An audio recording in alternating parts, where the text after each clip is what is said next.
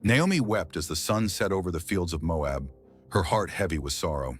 Her husband was gone, and now her two sons lay buried in foreign soil. Ruth and Orpah, her loyal daughters-in-law, stood close beside her, offering silent comfort. The famine in Bethlehem had driven them here, but now grief called Naomi home. She turned to the young women, her voice soft but firm. "Go back, my daughters, to your mother's homes." Her hands trembled as she blessed them, praying they would find peace. Tears filled their eyes as they clung to her, unwilling to let her go. Orpah hesitated, heart torn between loyalty and a new life. Naomi urged her again, reminding her of the hope she could find in Moab. Slowly, with great sorrow, Orpah kissed Naomi goodbye and turned back. Ruth, however, would not move, her face set with fierce devotion. "Where you go, I will go," Ruth declared, voice strong with love. "Your people will be my people, and your God, my God." Naomi saw the determination and knew she could not dissuade her.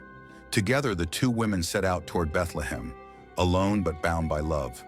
The journey was harsh, the road dry and cracked beneath their feet. Dust clung to their clothes and hunger gnawed at their bellies. Yet Ruth stayed close to Naomi, steady as the rising sun. When they finally entered Bethlehem, the city stirred with whispers. "Is this Naomi?" the women cried, shocked at her worn face. Naomi, bitter with grief, answered, "Call me Mara, for the Almighty has dealt bitterly with me."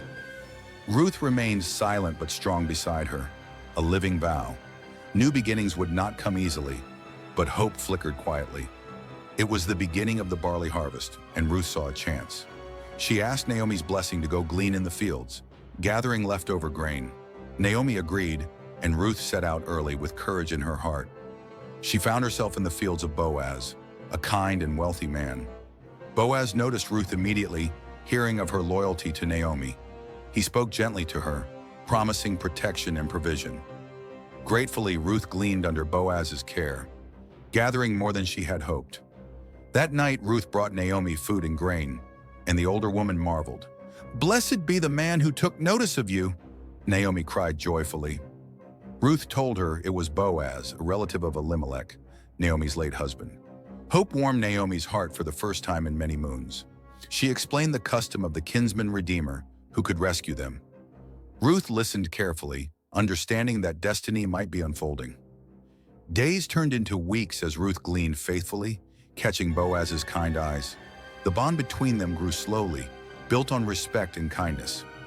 Naomi smiled to herself, seeing the Lord's hand weaving a new future.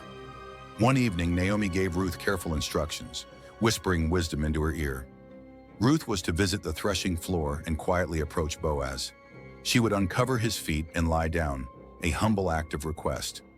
Ruth obeyed with courage, her heart pounding like a drum. In the dark, she found Boaz asleep and did as Naomi said. Startled awake, Boaz found Ruth at his feet, and she spoke softly. "Spread your garment over me, for you are a redeemer," she said. Boaz, moved by her virtue, promised to do all that she asked. Yet Boaz, being honorable, knew there was another nearer in kin.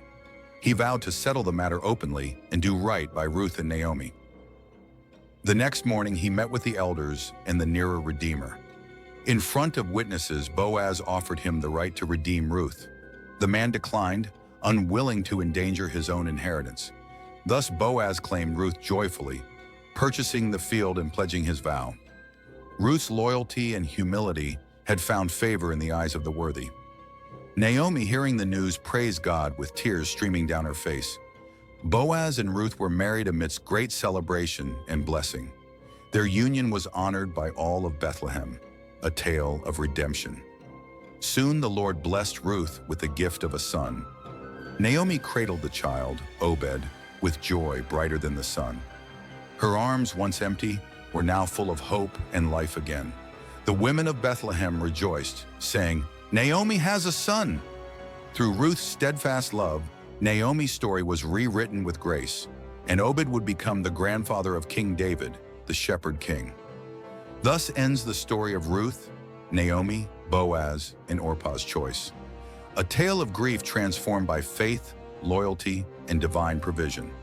Ruth's kindness and bravery echo through the ages, a shining example. Naomi's bitterness turned sweet as she held new life in her arms. Boaz's honor lit the way for a family's restoration and legacy. Orpah's path, though different, was also touched by love and farewell. In every sorrow and every harvest, God's hand gently moved unseen, and from this humble story, a kingdom would one day rise.